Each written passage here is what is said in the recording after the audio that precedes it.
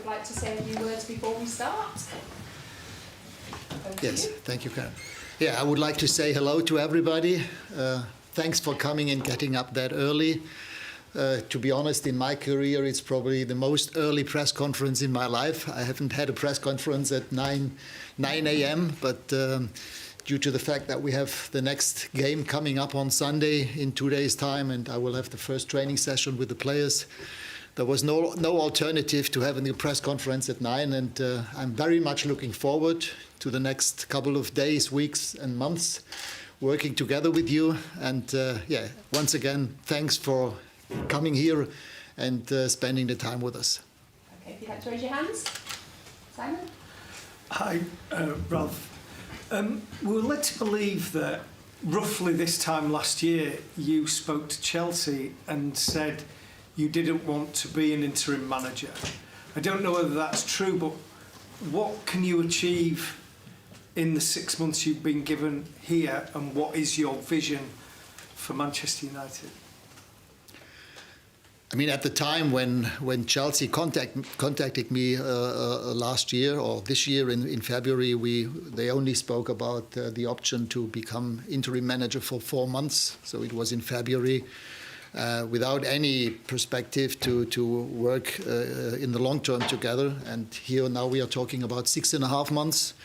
So we only have 1/3 of all the games played in the Premiership. And as you all know, we have also agreed upon a 2-year advisory role after those 6.5 months. And and in the end, to be honest, if a club like Manchester United contacts you for such a role, you cannot possibly turn it down.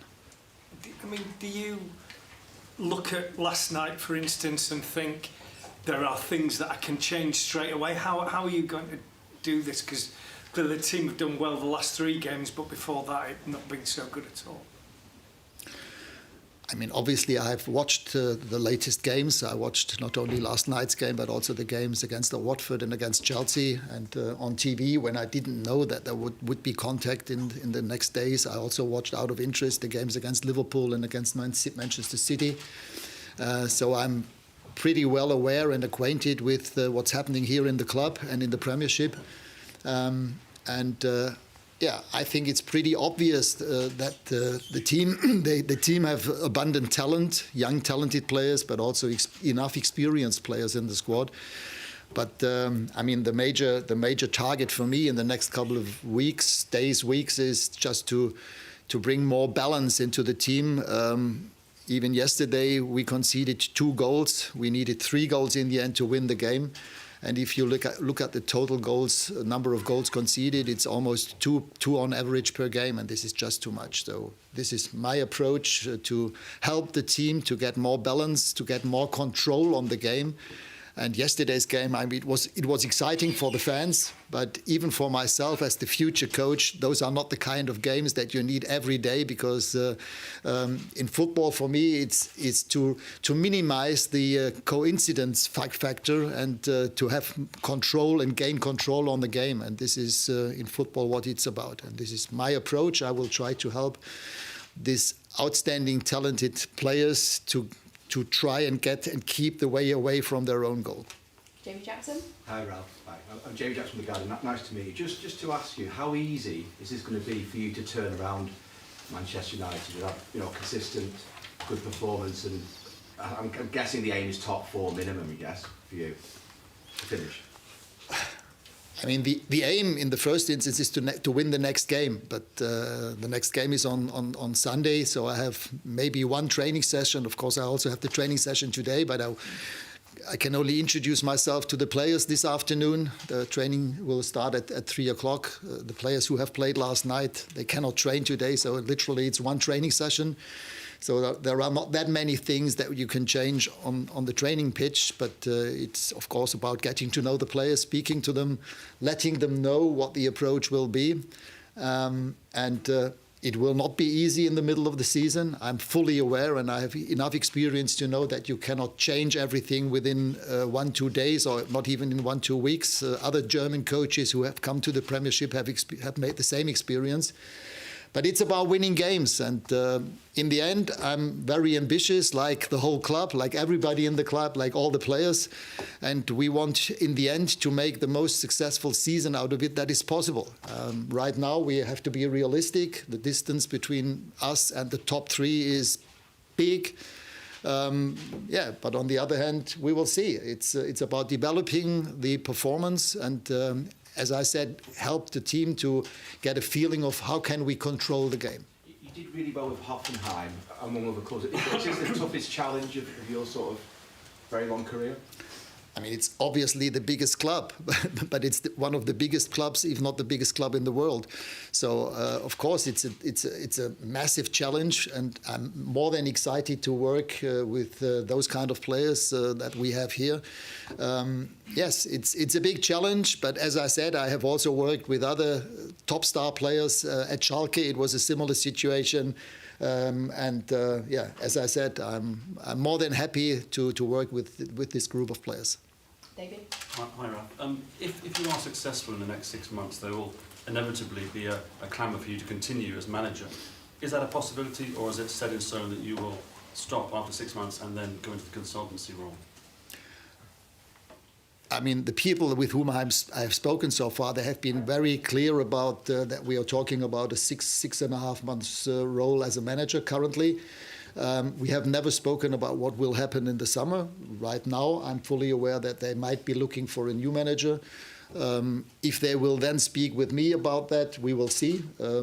Maybe if they ask me my opinion, and as you said, everything goes well, we develop the team, I might even make the same recommendation to the board that I did at Leipzig twice, when I recommended to them that it might be a good idea to keep working with me for 1 year.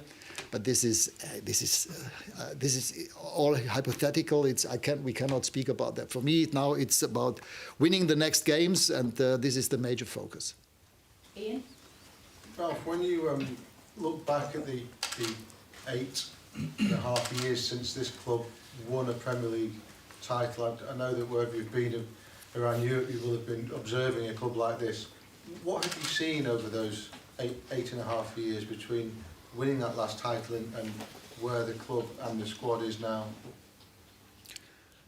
I mean, having had Sir Alec for 27 years, was he here, winning numerous titles, I don't think there was any other club. Maybe it was Guy Roux with Auxerre, but having had the same manager for 27 years is unique, is exceptional. And for me, it's not that unusual that after such a long, successful spell, that the club needs to find the new pathway. I mean, there had been changes in management, I don't know, 5 or 6 managers since Sir Alec left.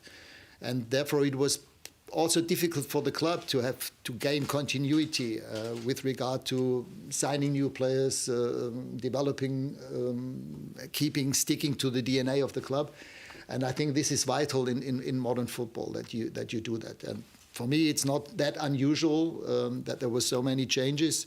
And I think for the future, and I think we have the same opinion, the board members and myself, it's important that this will be developed in the future, that there will be not that many changes in management. Thank you. And when you look at the squad that you inherit now, is it a good enough squad to compete with the 3 teams at the top of the league who seem on paper to look just that bit better than everybody else? I mean, it's definitely good enough to play in the top flight and to compete in the top flight. If you look at the top 3 teams currently, they are very stable. They seem to be very stable. They have top coaches. I mean, probably one of the best coaches in the world. And if you see how they play, how they keep winning and winning games in style, controlling the games, this is something that we have to develop. But when, for example, Jürgen came to Liverpool and the squad that he inherited at the time, I'm sure that it was definitely not a better squad than the one that I inherit now here at Manchester United. Simon Peake? Hi, Ralf. We've heard a lot about your philosophy and seen what you've done at other clubs down the years. How hard is it going to be to implement that at such a frantic time of the season? And secondly, we heard Michael Carrick was leaving the club yesterday. Will there be any other coaching changes? Will you be bringing anyone in? First question, I mean, yes, I think to gain control on games in the future has got to do with playing proactively. No matter if we have the ball ourselves or if the other team is in possession of the ball. It's about helping the team to play together. It's about togetherness. It's also about team spirit. And we saw it yesterday. I mean, if we compare the two halves, first half, second half yesterday, it was completely different. And having had this unique fans behind us, this will help and will also help the team to gain confidence. And we could see it in the second half. So, as I said, this is obviously it's not easy, and I cannot do that within 1 or 2 training sessions, not even in 1 or 2 weeks. So it's not about playing pressing or counter-pressing for the pressing kind of sake. So, but it's about control. This is the major target. Michael, I got to know this 2 days ago, and I met with Michael and with Kieran, but especially with Michael 2 days ago. I had a long private conversation with him for more than an hour, and I was trying to convince him to stay on board. But he had obviously taken that decision weeks ago, that he needed a break and a rest after 30 years in professional football. And in the end, I had to accept that. In a way, I can also understand his decision. The third question about the coaching staff, I'm more than happy to work with the current coaching staff because I need their experience, I need their expertise regarding the current squad. I will obviously try to find 1, 2, maybe 3 people who can join us in the next 1 or 2 weeks, but due to the Brexit regulations, it's not that easy. Many of my former colleagues, no matter if it's video analysts or assistant coaches, are in long-term contracts with big clubs, so they're not available right now. So we have to be a little bit, smart and clever and find the right people. But I hope that we can get them in here in the next 1 or 2 weeks. But I cannot tell you any names. Ben Watson. Thank you. Hi, Ralf. Talking about that philosophy, that proactive philosophy, we've obviously speculated a lot about what that would look like, and the person we have here, Cristiano Ronaldo, where he fits into that. Do you have to adapt your style to fit him into the side? You always have to adapt your style or your idea of football to the players you have available, not vice versa. And having seen Cristiano yesterday in the second half, at the age of 36, amazing, top professional. At his age, I've never seen a player who is still that physically fit, and he's still a player who can easily make the difference. Yes, and it's about how can we develop the whole team. It's not only about Cristiano. We play in the most competitive league in the world, so we need all the players on board. What I saw from Cristiano yesterday, he's more than willing to do that, to put his input into the team. And the other team, the teammates will have to do the same. Sam? Ralf, you've got a very good record with recruitment at Leipzig and previous clubs. Going ahead to January, are you likely to have any input in terms of enhancing the squad? And if I may ask a second question, how does your relationship with John Murter going to play out, given that he's the football director and you're coming in and taking on that consultancy role in the future? Yeah, we haven't spoken about new players, and it's not the time to speak about new players. Now it's the time to get to know the current squad in detail, and this is the major focus for the next couple of weeks, to get to know the players that we have currently.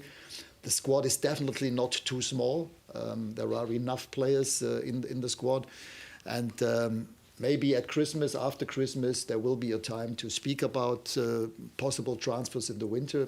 From my experience, winter is not the best time for sustainable transfers. So, and with this quality of players that we have here, it would, in theory, only make sense if you really get players who can almost guarantee you more quality. And as I said from experience, this will be difficult in the winter. James Ducker. Ralf, just following on from some of your comments about your philosophy, you've spoken very eloquently in the past about how it's the head coach or manager's job to have a very clear idea about how you want to play. Do you feel this team has had a bit of an identity issue, certainly in comparison to the rivals? And just secondly, there was quite a good quote from you where you said, you know, you've got to decide what you want, like a little bit of pressing's like a little bit of pregnant. But given the fact, as Simon said, you're going to have next to no time on the training ground, and if you're suddenly demanding players are pressing high energy, there might be a great risk of an injury.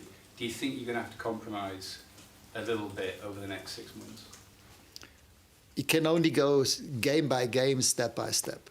That's clear. I mean, whenever I came to other clubs in the middle of the season, which was the case, for example, in Stuttgart or in Schalke twice, you have to just make sure that you have the biggest chance to win the next game. This is what it's all about. And then step by step, let the players participate. They have to go together with me. They have to follow not only my instructions, but they have to buy into the idea that I can offer them how we should want to play in the future. So this is what it's all about. And as I said, it has to happen step by step. It cannot be done within 1-2 days like this. It will not work like that. And on the team's past identity, do you feel that there needs to be greater clarity over what the team is supposed to be and the way it wants to play football, if you compare that to, say, what a Man City or a Liverpool are? Yes, but you are fully aware that Pep is there now for 3 years at Man City, Jürgen for 5 years, Jürgen for 3-4 years.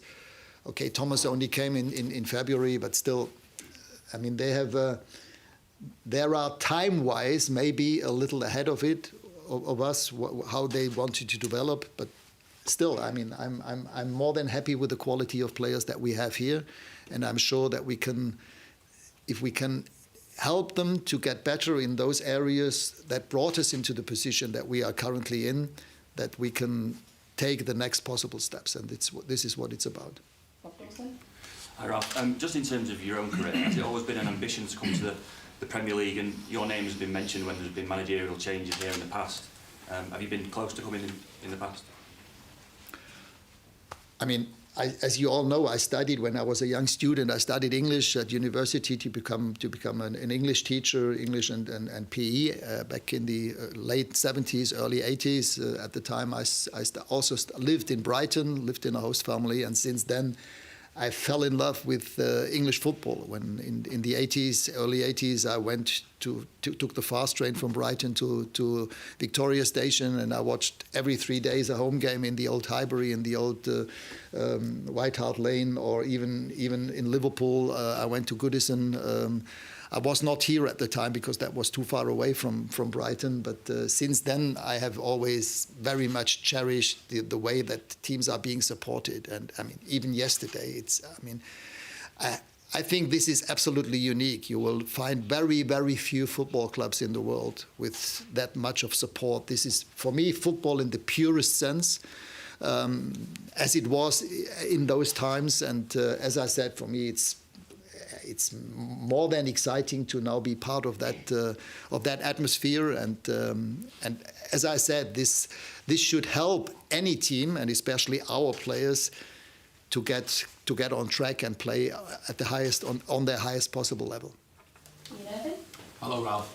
I wonder how frustrating was it last night, sat in the director's box, unable to sort of affect the play, and just how much are you looking forward to being on that touchline in just a couple of days' time for your first game? As I said, I'm very much looking forward to it. And yesterday in the box, it was like I felt with Michael and with Darren and with Kieran, because of course it was until the final whistle. It could have been 4-2, it could have been 3-3. I mean, this is the exciting thing about football. But as I said, as a coach, you don't want football games to develop that way, that anything can happen at any time, at any stage of the game. And I felt very much with my current colleagues, and in the end, I was more than happy that we got the result that we all wanted. Pat? Thank you. Hi, Ralf. Thank you for your time. So one of the hottest prospects in football right now is Erling Haaland, a player you know well. Your friend and former teammate Ralf has said that he thinks you're going to do everything in your power to get Erling to Old Trafford. Can you say anything about that? And also there has been talks about a bonus if you manage to sign him. Can you say anything about that? Let me have a look. Okay, 10 million for Erling Haaland. 10 million for Kylian Mbappé, 10 million for Robert Lewandowski, and 10 million for Joshua Kimmich. Yeah. I mean, this is nonsense, obviously, just to answer the second question. Of course, there are no such clauses in my contract. And I mean, as I said, it doesn't make sense now to have any sort of speculations on possible new players. That Erling Haaland is a fantastic striker. I know best myself because I was together with the people at Salzburg at the time with my friend Christoph Freund and the people there. I was also a little bit involved in the move from Molde to Salzburg. And therefore I know what kind of player he is. But in the meantime, the whole world has realized how good the player is. 2 years ago, it was only very few people who had probably believed in this kind of development. But as I said, it doesn't make sense. I'm more than happy. I think the offensive strike power we have here, all the offensive players that we have here, and quite a few of them have not even played yesterday. Martial only came on in the last 5 minutes. Mason didn't play at all. So we have so many top players in the offensive department that we don't need to speak about any other players. Hi Ralf, you've got a contract for 2.5 years in total. When it comes to the summer of 2024, where do you hope that United will be in terms of their progress on the pitch and off it? Well, in the ideal world, we will be in the top flight regularly, not only in the top 4, but also playing for titles. This is also something that is in the DNA of the club. It's about winning titles, winning the league, winning cup, being as successful as you can be in the Champions League. And this is also an issue for the new year, that we are still in the Champions League, and depending the draw, hopefully can get further in that competition. And in 2.5 years, I think the DNA of the team, of the club, is clear. You have to be as successful as you can be. In terms of that consultancy role going forward, what will you be doing in that role? Will you have quite a lot of control about how the academies run, for example? We haven't spoken about that in detail, to be honest, in all the conversations that we had with John, also with Ed, but especially with John. I also had a long telephone call with Joel Glazer for more than half an hour. I also spoke, by the way, with Ole last Sunday before the game against Chelsea for almost 2 hours. He was very generous to spend, as I said, 1.5 hours on the phone with me, telling me all his inside details about the team. But as I said, with all those people, we haven't spoken about what will happen in the next 2 years, from next summer until summer 2024. We only spoke about the current situation and how we can find a way to work together. Laurie?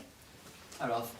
I wondered how much you paid attention to Manchester United during your career in the past few years, and where you think we've got to this point of you being manager right now. And then also, you've been a manager before, but also sporting director. I just wondered where your passion lies with the jobs that you've done in the past.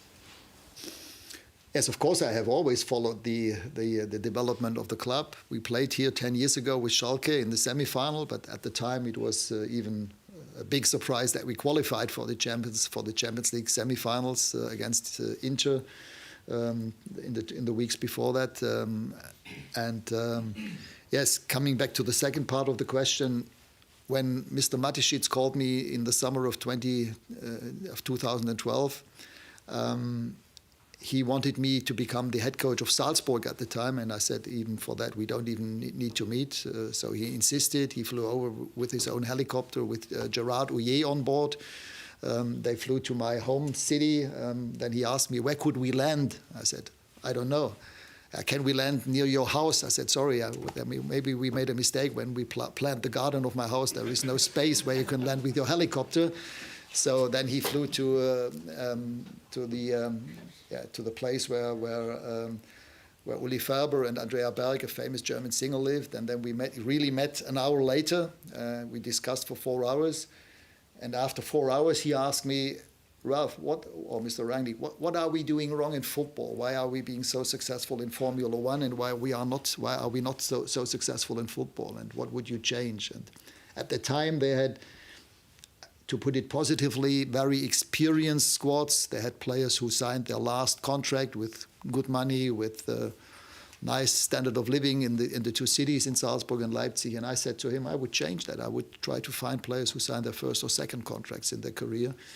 And then the whole motivational atmosphere will change. And we did that, and therefore, yes, I can work in both positions. If somebody asks me in which way do you see yourself more, I don't know. Right now, I feel and think and will very much want to work as a coach, head coach and team manager for the team.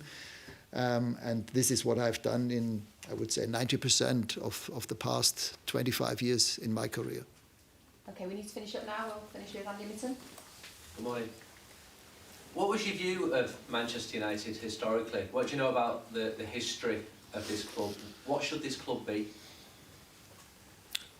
I mean, looking back even to the times of George Best or Bobby Charlton, or I mean, we could name. I had a look into Google the other week about the most famous players, and I mean, you could line up 4 top teams in the last 50, 60 years. Of course, I also know about the disaster in Munich in 1958. It was the year that when I was born. Actually, I think it was in February. I was born in June. I know all this, and the legacy of this club is, again, unique. There are not that many clubs with such an history and DNA, and this is also, yeah, it's not only a legacy, it's also something that everybody who has the pleasure and can work for this club, we have to follow this legacy and make sure that the DNA will also be respected, always be respected. What can Manchester United's players expect from you? Louis van Gaal talked about retraining their brains. Is it going to be a real culture shock for them when you come to that dressing room and the training ground in terms of tactics and approach? I hope not. But of course, with that few training sessions, and even tomorrow I cannot do a lot with the players that played yesterday because I need to make sure that they have enough power and fuel in their tanks for the game on Sunday. So physically, we cannot really train. So the only way to help them and to give them an input is mentally, obviously, with regard to energy. And I mean, yesterday the second half showed that there is enough energy in the team. And of course, it's about video footage, showing them the right situations, telling them what they might be able to do better to keep the team away from their own box.